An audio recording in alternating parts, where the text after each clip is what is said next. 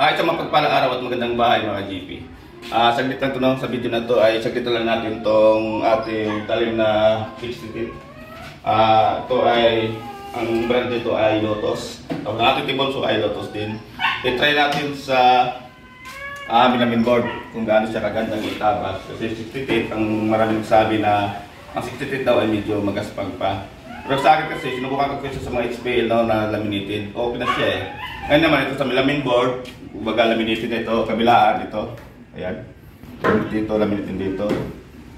Itatry natin dito na talim at saka Lotus ang brand, tapos Lotus din yung brand ng tibonso natin. Tingnan natin kung gaano siya kakinis, kung pwede na ba siya. At i-rekta natin. Kasi yung iba dito, di ba, dalawang kain muna. Kumbaga, pasadahan muna ng manipis. Tapos, pangalawang pasada ay makapal na. Ito, sa gagawin natin na ito, gawin natin yung pinakamabilis talaga na, kumbaga, rekta natin, tingnan natin kung pwede na ba siya. O kung hindi talaga pwede, dalawang pasada tayo para naman kabilaan ng finish. O, try mo natin sa isang pasada. Ganito kakapal siya, bali. Yan o. Ito yung sitting ko sa talim. Lapit na konti. Ito yung sitting ko sa talim, no? Kumbaga, maiksi lang yung naka-uslit niya. Yan.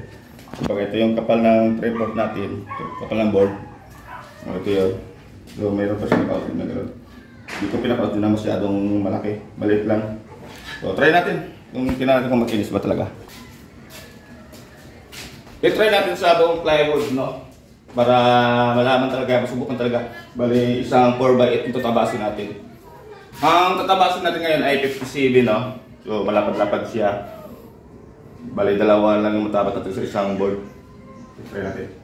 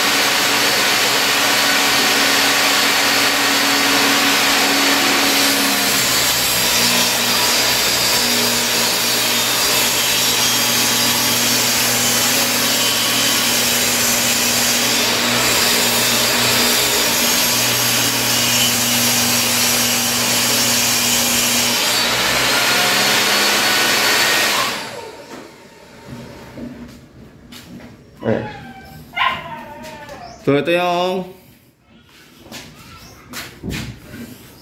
tabas natin.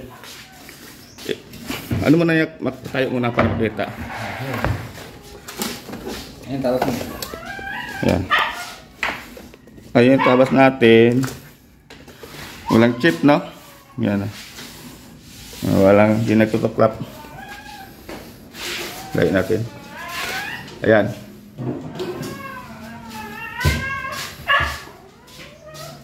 So, makinis naman. Walang mga siklat. Sarap. Ngayon, tingnan natin yung likod. Mac, baliktarin mo nga, Mac. Baliktad natin. Tingnan natin yung likod. Ito yung likod. Maganda. Ba? Pinang-pinang naman. Kabila. Parang yung likod pala yung kanina yata. So, kabilaan siya, no? Makinis siya. Halos lang siklat eh. Yan, no? Pinakita ko na sa inyo kanina. Yan. Pasensya na kay Saso, medyo maingay. Ang gamit natin na talim ay ito. 60 feet na ang brand nito ay Lotus. So, makinis na siya kabilaan. Kinakailangan yung iba kasi pasadahan muna, no? Yung maliit lang muna yung kain. Tapos saka tabasin ng buo. Dito, nirekta ko na. Hindi na kailangan yata itong kunting lialihan na lang siguro nito. Hindi na kailangan ipadaan sa treble rotor. Kasi kung makinis naman, hindi na kailangan idaan sa treble rotor. Kasi ginagawa namin dito kapag medyo maraming siklat, no? Halimbawa, di kaya ng talim talaga yung isang board. Kasi walang scoring yung, napapansin nyo, walang scoring yung ating tibolso. Rekta, isang blade lang. Walang scoring blade. Bale, ang ginagawa namin dito, pag medyo may mga siklat, pinapadaan namin sa table router para matanggal talaga yung mga siklat sa gilid. Pero kung wala na siklat, wala na, di na kailangan ipadaan. Kagaya nito, okay na to eh. Yan. Lapitan natin na yan, oh. Yan. Makinis na siya. Kabila. So, kailangan rekta lang, pwede na. So, ang gamit natin na talim, sa mga nagtatanong ko anong gamit natin talim, Lotus na. No? Hindi ito sponsor, no? Kumbaga, nag-share lang ako ng gamit ko dito na tibolso. Yung gamit kong power tools, kung ano yung gamit kong power tools, yung sekreto ko para mapakinis ko yung mga pinagtabasan natin ng mga board. Kasi napaka-importante sa pagtabas ng board ay yung gilid, no? Kailangan wala mga hindi nag-chip. Kasi kung lalagyan natin ng edge band ito, tapos may mga chip dyan, so pangit na yung gawa natin. Wala na sa quality at malamang hindi tatanggapin ng ating mga kliyente yun. Masisira lang tayo. So napaka-importante sa akin yung makinis. At ang gamit ko na blade ay itong 60 teeth lang siya na tibolso. Ay na tibolso blade. 60 teeth lang siya. Yan. Ayan yan. So na-promote si Lotus nang wala sa oras na. Kaya Lotus, bikin naman.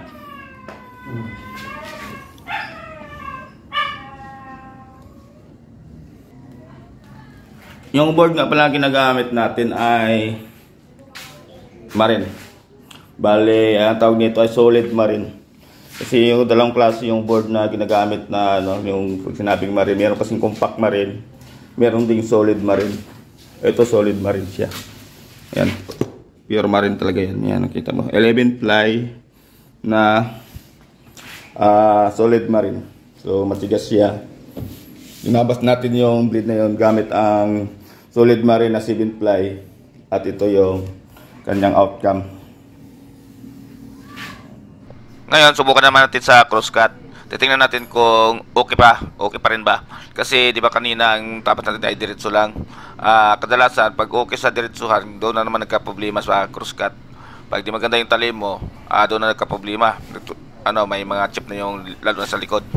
So ngayon, subukan natin sa crosscut at hindi lang basta subukan, titingnan natin yung harapan at likod kung talagang okay ba. Kasi kung napapansin yung board natin ay double face na yung gagamitin nating board. So dapat kabilaan, walang tuklap, makinis. Tara, subukan natin. Gamit itong pang crosscut ko na guide, no? Para mas mapabilis yung ating pag-cutting ng crosscut. At hindi lang basta mabilis, mas madali. Hindi ka tayo mahirapan.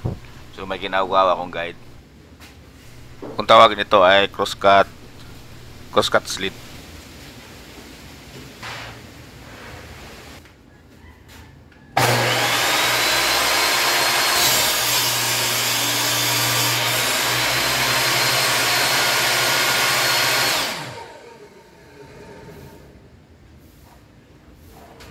So ayan na. Kita nyo naman kung gaano sa kakakinis na. Ito yung likod na unahin natin likod kasi ito talaga kadalasan nag-chip. Pero kita mo naman, okay, pasado sa akin. Ito naman yung harap, siyempre mas makinis yan. Ayan. So likod at saka harap, okay. Crosscut na ito kumbaga ito yung medyo mas critical pagdating sa pagtabas kasi medyo mas madali itong chip talaga pag medyo di maganda yung tali mo. Isa pa, try natin kung talagang okay para baka natsambahan lang yung una. Isa pa, tapos pa tayo ng isa pa. So may nilagay ako ditong guide sa dulo, yung pinaka-stopper niya para din tayo magsukat para tulak tayo ng tulak lang. Mas mabilis kasi pag ganun. Mabilis na, pareho pa yung sukat natin, yung haba. Talagang 100% accurate yung mga sukat natin kasi hindi na tayo mag sukat-sukat bawat botol kasi may stopper na sa dulo.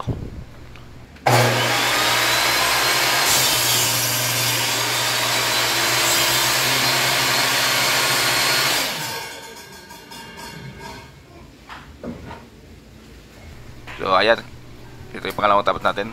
Talagang makinis talaga siya. harap at likod, no. So okay, sa 60 teeth na talim,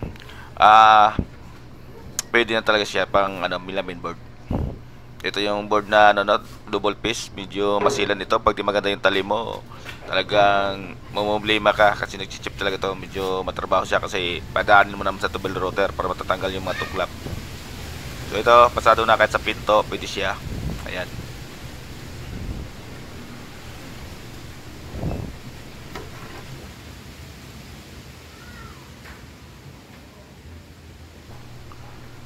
Ito na yung kinating natin lahat, no? Yung cross cut. Ayan, marami na to. Lahat dyan ay okay naman. Tapos ito yung inassemble na natin. Kung nakitaan nyo, double piece yung ibabaw sa kilalim. Ayan, medyo malikabok lang. Yung mga itim-itim sa gilid, alikabok lang yan. Tagal natin alikabok. Ayan, makinis siya. Ganun din sa likod, walang tuklap. So, isang pasadahan na yan ng cutting. Sa ganon, mabilis na yung natin kasi isang cutting na tayo, di na tayo mamblema sa likod. Double piece na. Ito naman yung wood grain. Yan. Kinating ko na rin yan sa wood grain.